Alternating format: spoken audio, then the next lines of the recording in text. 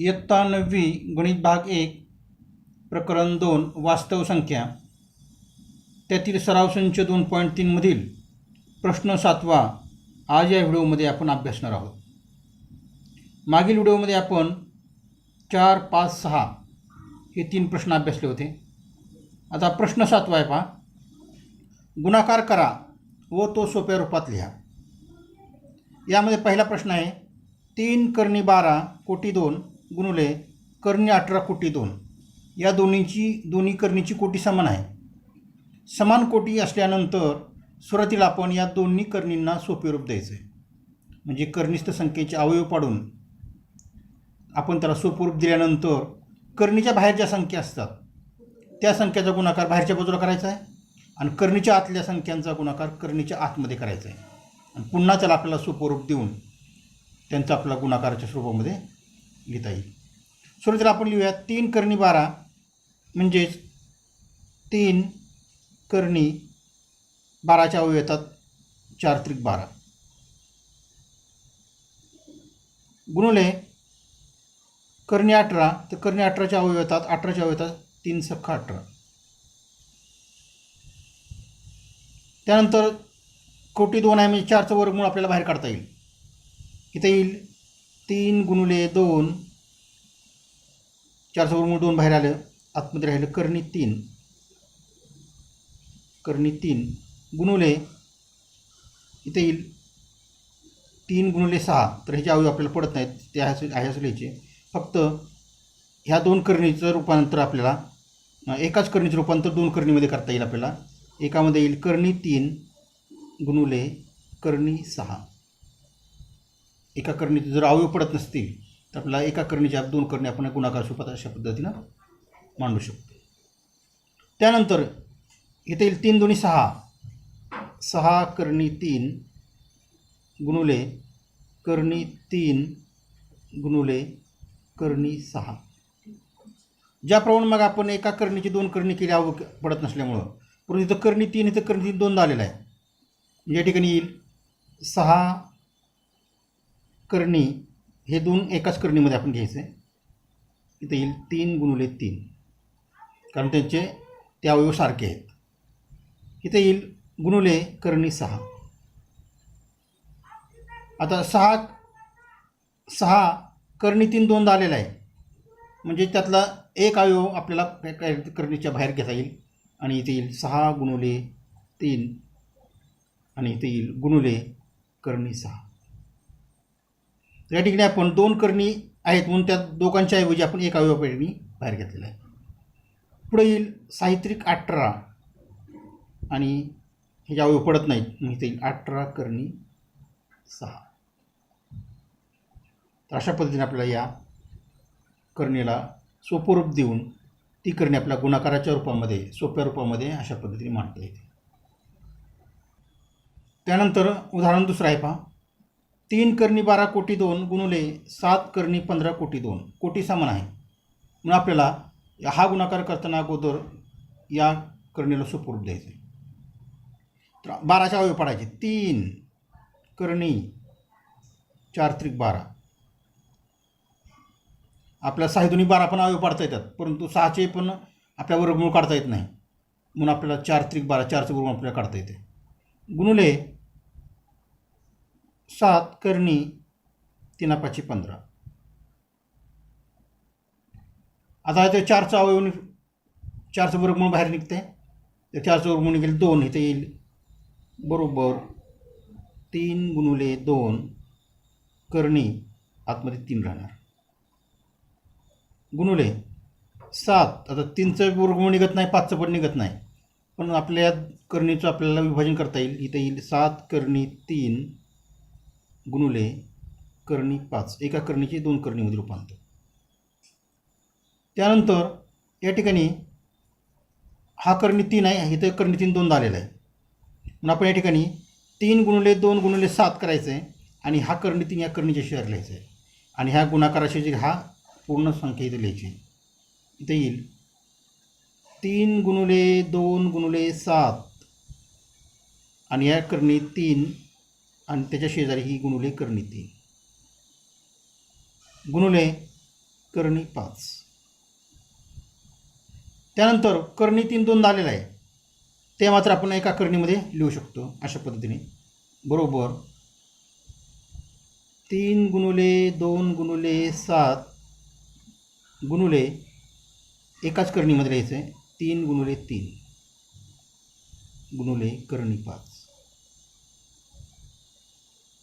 आता 3 गुणिले 3 दोनदा आलेला आहे आणि हे कोटी 2 आहे म्हणून याचं 2च्या ऐवजी 1 आपल्याला 3 आपल्याला बाहेर घेता येईल. इथं येईल 3 गुणुले 2 गुणुले 7 गुणुले 3 आणि इथे येईल करणी 5.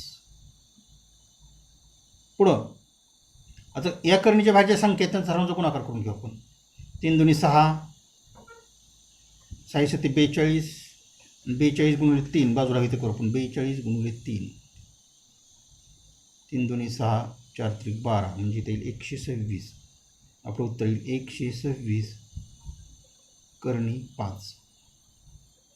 तर अशा पद्धतीने हे 126 करणी 5 यामध्ये 5चं पुन्हा अवयव पडत नाहीत म्हणून सोपूर आपल्याला हेच येईल 126 करणी 5. आता पुढला प्रश्न आहे तिसरा, 3 करणी 8 गुणुले करणी 5. इथं पुन्हा आपल्याला सोप्या करणीमध्ये रूपांतर करायचं आहे आणि नंतर गुणाकार करायचा आहे. इथे येईल 3 करणीमध्ये 4 8चे अवयव 4 गुणुले 2 गुणुले करणी 5, 5चे अवयव पडत नाही. 4चं वर्गमूळ 2 म्हणून इथे येईल बरोबर 3 गुणुले 2 करणी 2 गुणुले करणी 5. पुढं बरोबर इथे येईल 3 दुनी 6, इथे येईल करणी 2 गुणुले करणी 5. आता 2चे पण अवयव पडत नाहीत, 5चे पण अवयव पडत, मात्र आपण या 2 करणीचे रूपांतर एका करणीमध्ये करायचे आणि हा गुणाकार त्या करणीमध्ये लिहायचा आहे. इथे येईल बरोबर 6 करणी 2 गुणुले 5 बरोबर 6 करणी 2 पंचे 10 म्हणून आपल्याला हे सोपं रूप मिळालं 6 करणी 10. ह्याची पुन्हा अवयव पडत नाही म्हणजे उत्तर येईल 6 करणी 10. पुढला प्रश्न आहे पहा, 5 करणी 8 कोटी 2 गुणुले 2 करणी 8 कोटी 2. इथं कोटी नाही म्हणजे 2 असते. या ठिकाणी मगाच्याच प्रमाणे करणीच्या बाहेरच्या संख्येचा गुणाकार घ्यायचा आहे आणि नंतर 2 करणी असतील. आता इथं करणी 8 आहे, इथं करणी 8 आहे, हे दोन्ही सारख्या करणी आहेत म्हणून आपण ह्या दोघांना एकाच करणीमध्ये घेऊया. इथं येईल 5 गुणुले 2 करणी 8 गुणुले करणी 8. करणीची संख्या समान आहे म्हणून या दोघांना आपण एका करणीमध्ये लिहूया. 5 गुणुले 2 करणी 8 गुणुले 8 बरोबर. आता 8 गुणिले 8 2 अवयव झाले, 2 समान आहेत, कोटी 2 आहे, दोघांचा ऐवजी 1 8 आपल्याला बाहेर घेता येईल म्हणून इथे येईल 5 गुणुले 2 गुणुले 8 उत्तर येईल 5 गुणिले 10 10 8 80 म्हणून या 2 करणीचा गुणाकार येतो 80. प्रश्न 8वा, भागाकार करा व तो सोप्या रूपात लिहा. 2 करणीचा भागाकार करताना त्यांची कोटी समान असावी लागते. त्याचबरोबर नंतर त्या 2 करणी भागाकाराच्या स्वरूपामध्ये मांडून म्हणजेच अंश आणि छेद या रूपामध्ये मांडून त्या 2 करणीचं रूपांतर एका करणीमध्ये करायचं आहे. पुन्हा भाग जात असेल तर भाग घालवून त्याचं रूपांतर सोप्या करणीमध्ये करून आपल्याला तो भागाकार पूर्ण करता येतो. सुरुवातीला करणी 98 कोटी 2 भागिले करणी 2 कोटी 2 कोटी समान आहे. या ठिकाणी आपल्याला या 2 करणी अंश आणि छेद या रूपामध्ये आपल्याला मांडायचे भागाकार आहे. करणी 98 छेद करणी 2 2 करणी आहेत ते भागाकाराच्या स्वरूपामध्ये छेदाच्या स्वरूपामध्ये आहेत. त्या दोन्ही करणी आपण एकाच करणीमध्ये मांडूया. बरोबर करणी एकाच करणी चिन्हामध्ये 98/2. आणि आता आपल्याला ह्याला भाग घालून स्वरूप द्यायचं आहे. बे के बे, बे चौक 8, एक उरला 92/18, 49/1 म्हणजेच करणी 49. आणि करणी 49 म्हणजेच हे 7चा वर्ग आहे. आणि 49चं वर्गमूळ, कोटी 2 म्हणजे वर्गमूळ, 49चं वर्गमूळ आहे 7. आणि आपल्याला त्याचं स्वरूप मिळालं 7. त्यानंतर प्रश्न दुसरा. करणी 125 भागिले करणी 50, कोटी 2, दोघांची कोटी समानच आहे. मग वरच्या उदाहरणाप्रमाणे त्या दोन करणी आपण अंश आणि छेद या रूपामध्ये मांडूया.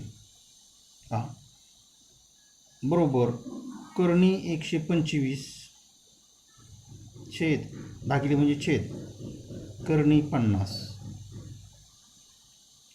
आता या दोन करणी आपण एकाच करणीमध्ये भागाकाराच्या रूपामध्ये मांडू. बरोबर करणी 125/50. आणि आपल्याला ह्याला स्वरूप देतात आहे भाग घालून. बघा 5 1 5, 0 0, 5 2 10, 2 उरले, 5 5 25. पुन्हा ह्याला भाग जातोय पहा, इथे येईल 5 2 10, 5 5 25. म्हणून या ठिकाणी आपल्याला उत्तर लिहिता येईल. करणीमध्ये राहिलं 5 अंशस्थानी, छेदस्थानी राहिलं 2, 5/2. तर आपल्याला ह्याला स्वरूप देता येत नाही, कारण दोघांचे अवयव पडत नाही, त्याचे पण अवयव पडत नाहीत. मग आपलं उत्तर आलं करणी 5/2.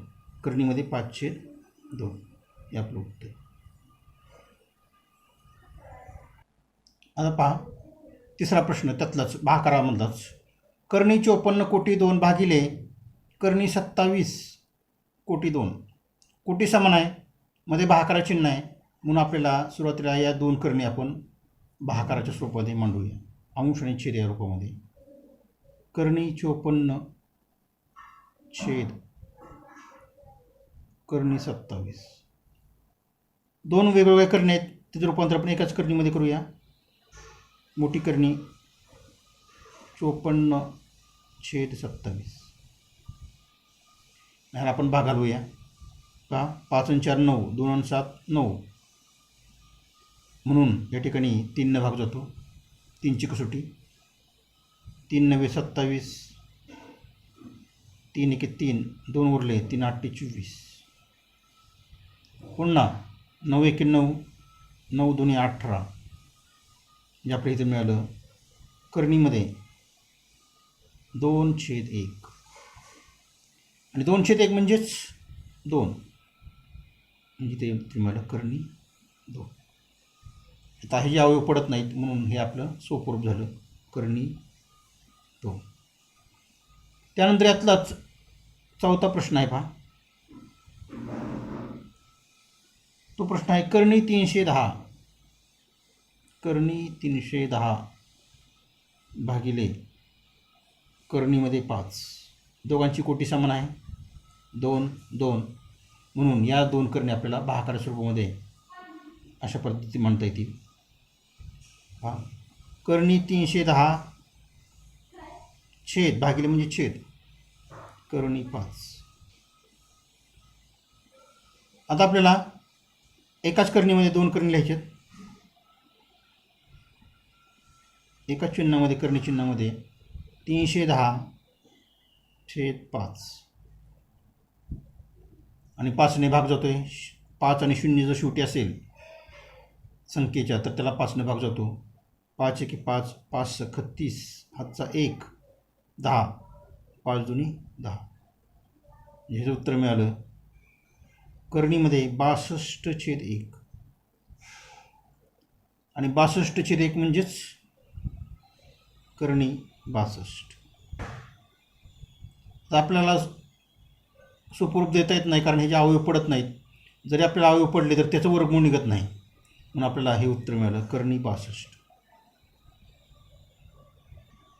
आता यामध्ये प्रश्न 9 पहा. छेदाचे परिमेयीकरण करा. म्हणजे छेद जो कर्णीच्या स्वरूपामध्ये असेल तर त्या छेदाचं रूपांतर आपल्याला परिमेय संख्येमध्ये करायचं, म्हणजे छेदाचं परिमेयीकरण करायचं आहे. अशा प्रकारच्या उदाहरणामध्ये छेद हा कर्णीच्या स्वरूपामध्ये असतो आणि त्याचं परिमेयीकरण करताना त्या छेदातील जी कर्णी संख्या आहे त्या कर्णी संख्येने अंशाला आणि छेदाला दोन्हीला गुणल्यानंतर त्या छेदाचं आपल्याला परिमेयीकरण करता येतं. पहिलं उदाहरण आहे पहा. 3/5. 3/5. या उदाहरणामध्ये छेद कर्णी आहे पहा. त्याचं परिमेयीकरण करण्यासाठी आपल्याला छेदामध्ये जो कर्णी 5 आहे त्या कर्णी 5नं अंशाला आणि छेदाला दोघालाही गुणायचं आहे. मी तर पायरी लिहायची, आपण स्टेप लिहायची. कर्णी 5ने अंश व छेदाला गुणू. अंश व छेदाला गुणू. बघा, एकाच संख्येने जर अंश आणि छेदाला जर गुणलं तर यामध्ये काही फरक पडत नाही. इथे येईल 3 गुणिले कर्णी 5. पहा, 3 गुणिले कर्णी 5 छेद आहे कर्णी 5, त्याला देखील कर्णी 5 न गुणायचं. पहा, आता इथे येईल 3 कर्णी 5 गुणाकार होत नाही. इथे येईल 3 कर्णी 5 आहे तसंच मांडायचं आणि या ठिकाणी कर्णी 5 2 वेळा आलेला आहे, म्हणून एकाच कर्णीमध्ये त्यांचा आपल्याला गुणाकार लिहायचा आहे. 5 गुणिले 5. आणि गुणाकारामध्ये आपण जर एकाच कर्णीमध्ये दोन संख्या सारख्या आल्या असतील, एक गट आला असेल, जोडी आले असेल, तर ती जोडी आपल्याला कर्णीच्या बाहेर निघते. म्हणून या ठिकाणी उत्तर येईल. पहा, 3 कर्णी 5 छेद, तर ह्या दोघांच्या ऐवजी एक जोडी बाहेर काढायची, म्हणजे 5 बाहेर काढायचं कर्णीच्या बाहेर. इथे येणार 5. अशा पद्धतीने छेद होता कर्णी 5 आणि त्याचं रूपांतर आपल्याला 5 या परिमेय संख्येमध्ये झालं, म्हणून याला म्हणायचं छेदाचे परिमेयीकरण करणे. या छेदाचं परिमेयीकरण करण्यासाठी छेदातल्या कर्णीनं अंश व छेदाला गुणल्यानंतर त्याचं आपल्याला अशा पद्धतीने परिमेयीकरण करता येतं.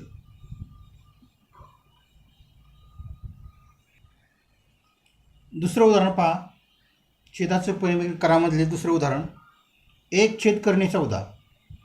मगाच्या प्रमाणे आपण छेदामध्ये जर कर्णी संख्या असेल तर त्याचं परिमेयीकरण करताना आपण अंश व छेदाला कर्णी 14ने गुणू ही पायरी लिहायची आहे.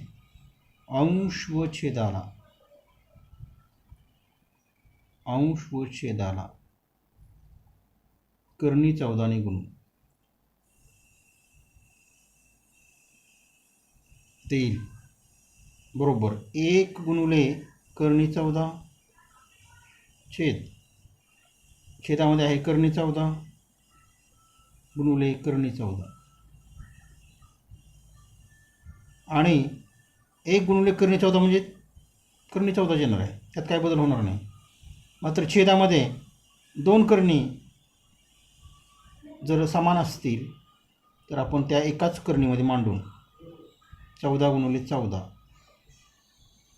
आणि दोन जर कर्णी एकाच कर्णीमध्ये मांडल्या आणि त्या सारख्या आल्या तर त्यातला एक अवयव आपल्याला 14 हा कर्णीच्या बाहेर घेता येतो. म्हणून इथे येईल कर्णी 14 छेद, इथे येईल 14 आणि ते कर्णी चिन्ह निघून जाईल. तर अशा पद्धतीने छेद होता कर्णी 14, त्याचं रूपांतर 14 या परिमेय संख्येमध्ये झालेलं आहे. त्यानंतर तिसरा प्रश्न आहे, त्यातला तिसरा प्रश्न आणि तो आहे 5 कर्णी 7.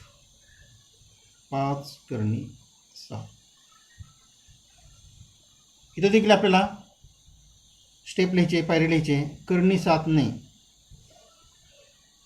अंश व छेदाला गुणू. अंश व छेदाला गुणू.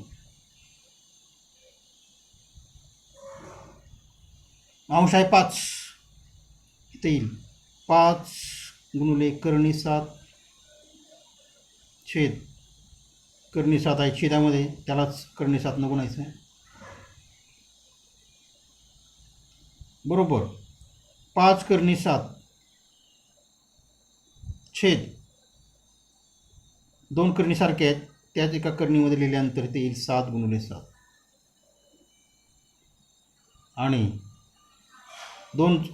एक गट आहे दोघांचा, तो 2दा आलेला आहे आणि कोटी 2 आहे म्हणून या ठिकाणी तो गट 7 बाहेर येईल. इथे येईल 5 कर्णी 7 छेद 7.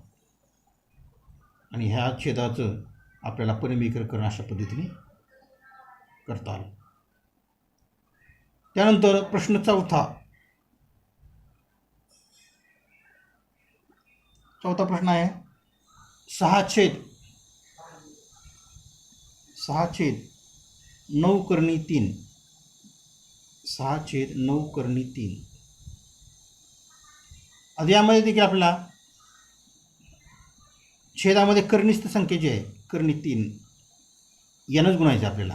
म्हणजे लहान रूपातील जी कर्णी आहे त्यानं ह्या कर्णीच्या बाहेर 9 आहे म्हणून ते लिहायचं आहे अंश व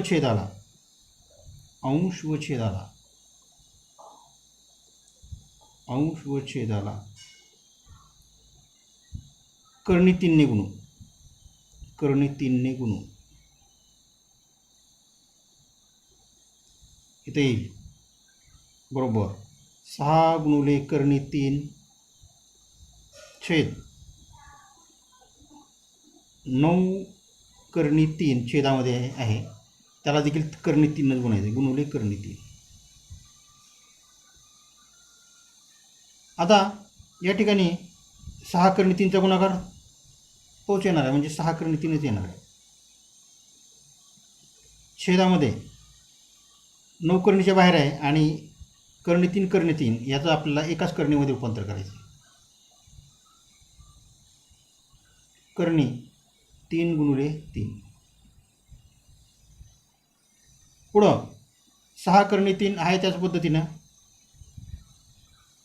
छेदामध्ये आपल्याला 9 कर्णीच्या बाहेर आहेच आणि 3 2दा आलेलं आहे म्हणजे त्यातील एक 3 आपल्याला बाहेर घेता येईल. इथे येईल 9 गुणुले 3.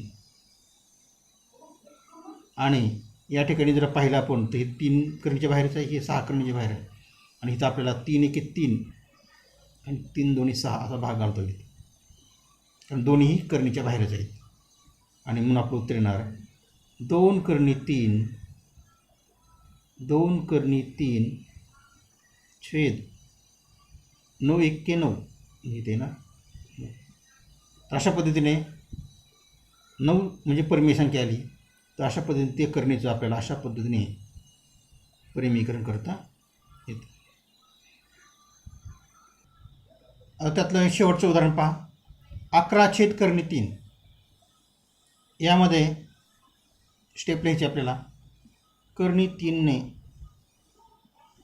अंश व छेदाला गुण.